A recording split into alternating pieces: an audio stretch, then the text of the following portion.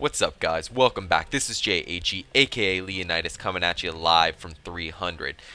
This is just going to be a video today on how to win more clan wars. It's going to be in-depth. It's going to explain essentially all the rules that you should set up, all the things that you want to get your clan doing to maximize your chances of winning more wars. If you have a basic understanding of clan wars and don't know all of the intricacies, check out my other video, how clan wars work. It will give you an in-depth explanation of how they work and how the contribution day opting in, opting out method works. If you understand all that, then let's just jump into this and start filling you with some details. Okay, so first things first.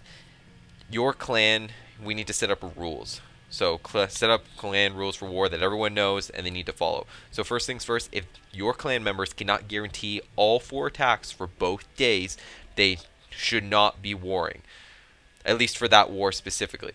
So what I mean by this is that should they not be able to use any of their 4 attacks, so if they can't use all 4 attacks, then they shouldn't be using any of their attacks on contribution day, because then they don't add to the clan war size and matching, which means then you don't have someone that's not using any attacks or not getting you maximum on cards. So it's either use all 4 attacks, or if they can't use all 4 attacks or they can't guarantee it because they have exams or something like that that they know is coming up, just make sure they opt out, they don't use any 4 attacks, so then you don't have someone that's hurting you and not using all their contribution day attacks or not using their war attacks, because one battle can really be the difference between winning and losing, and it's happened with us where we've had one battle and we've won as a result of it.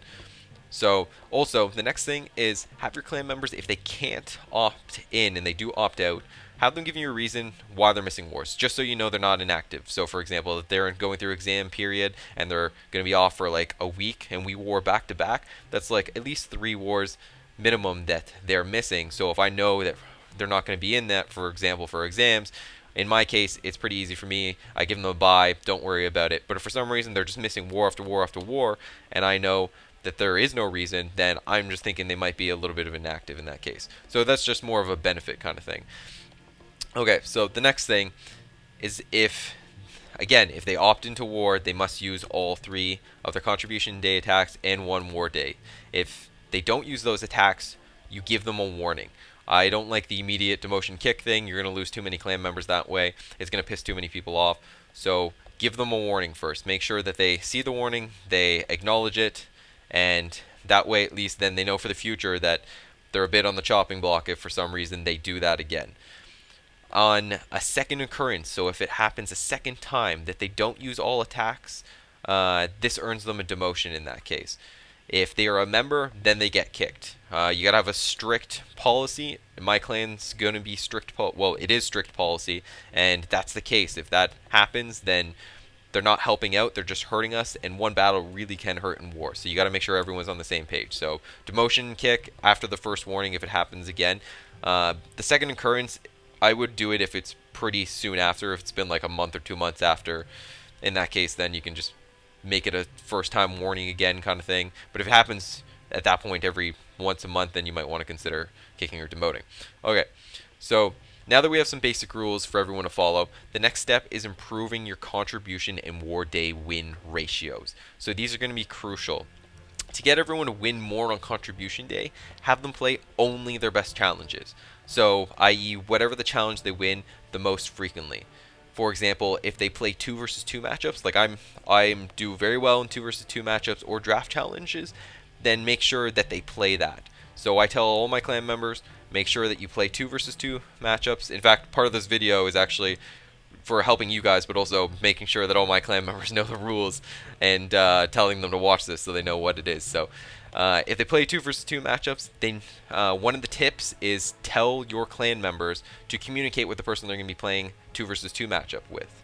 That means they can talk about strategies, they can talk to each other what decks they're going to be using, and this doesn't have to be a very long, in-depth thing. It just be a quick thing where they say, okay, this is the deck I'm using, this is, oh, that's your deck, okay, they aren't compatible, because a lot of times that happens, and then you just lose, and that's not only 1 loss, it's 2 losses contribution day in that case. So make sure that they talk, they know a strategy that they're going to pull, and the decks are compatible.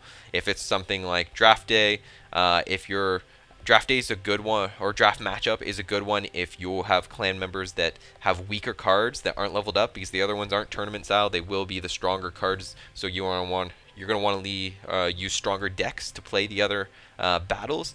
But draft challenge will standard tournament rules, so play your clan members that have weaker cards, have them do those matchups as well. So that's as far as contribution day. Essentially, play the best and do a little bit of just talking with member if you're doing 2v2, and that will get you a lot more contribution day wins, and it really has made an impact on our clan.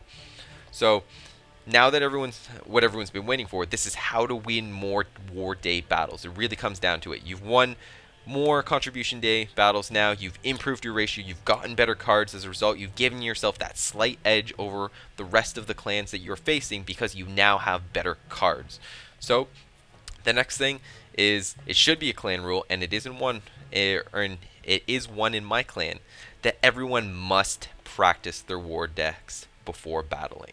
So you have 24 hours for one battle. That's plenty of time to practice. Make sure that they practice those decks and practice, because what happens is you're going to practice, you're going to notice, oh, you know what, maybe this card would be better, or like, oh, I was weak against this deck, maybe I need to change it up. Practicing not only gets you good with the deck that you're using, but also shows flaws, and sometimes you're going to add new cards, you're going to remove some new cards, things like that. So make sure they practice. I make it everyone practice, and everyone has been practicing, and really since we've done that, it's improved our war win ratio per person as a result.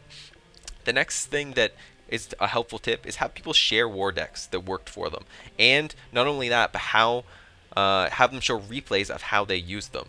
So doing that, people can then be like, okay, this is a deck I like, it's worked well, now I can watch the replay, see how the person uses it, because sometimes you'll notice, say for example the P.E.K.K.A, you can use it as a counter attack, you can use it as an offensive, a pure like offensive push. You can also use it as an offensive on one side so that it baits them and then you attack on the other side. So there's plenty of options. So it's just things like that, and maybe you don't or aren't aware of that as well. So that's another suggestion that I have in that case. And the other thing, the nice thing about that is by sharing decks, if someone copies them, it's the best form of flattery. If anything, it just shows that you were great at choosing your decks. So have people share decks, it's a great one for that. And a lot of times some people don't want to take the time to make decks as well. So you're covering those people. The next one is you can give tips to other people after practicing the war decks. For example, if I play someone and I notice maybe they were weak on a card, or another card worked better in their deck, or I've noticed a strategy that they should be using or they haven't, then you can tell them that. And honestly, it improves, and by practicing more, everyone's going to improve themselves. You're going to get communication in the clan. It'll actually make you guys a little tighter knit as well. So that's another tip that I would suggest, is just give some tips to people. The next thing is watch successful clan members. So if you're noticing some people struggling, tell them to watch the successful clan members. They'll see what decks to play, learn new strategies, learn how to play them. It's a great way. Watching better players will then get you better as well, and it'll actually shorten the curve, the learning curve that it takes to actually get to the next level. And also, this doesn't need to be said, but pick your deck using the strongest cards to get. It's a basic concept, but you want to use ideally the stronger cards so that you have then a stronger deck when you're facing someone else, and that might give you a slight advantage, because sometimes you'll play some decks that, you know what, may have had your counters, but they're weaker, and as a result you just overpower them. And here's the most important tip though, and I can't stress this enough: play decks to your style of play. So if you're good with beatdown decks, use those. If you're good at counterattacking style like me, with fast-paced decks, use those. Like personally, when I started doing that, I noticed I was winning. Honestly, my win ratio went through the roof at that point. I was doing maybe like 70% before. After that, and honestly, I rarely lose on war day because I use decks to my style. So sometimes I have to sacrifice a little bit on the card level, but picking cards that works well with you. For example, I use a lot of the hogs in my main ladder deck. I know how to use the hog. I know how to count the elixir so that I can then get the hog dropped on the other side and they really can't defend against it or something like that. Use it to your deck, to your style. And that's honestly a big suggestion, and that will help you a lot, because if you're forced into a deck that you aren't good or know with, even if it's strong cards, you're going to get destroyed. And if for some reason after all of this, if these tips are not helping you and you're still losing, consider kicking people who have low war day win percentages. Personally, I'm pretty loyal to my clan members, but if for some reason, if your goal is to get your clan to the higher levels, the clan leagues, you will need to unfortunately kick someone who's just constantly losing. If they are constantly losing, a new recruit might be able to help you out more and improve the clan. And really, that's all. That's it to it. A lot of these, though, are a little simple, but you know what?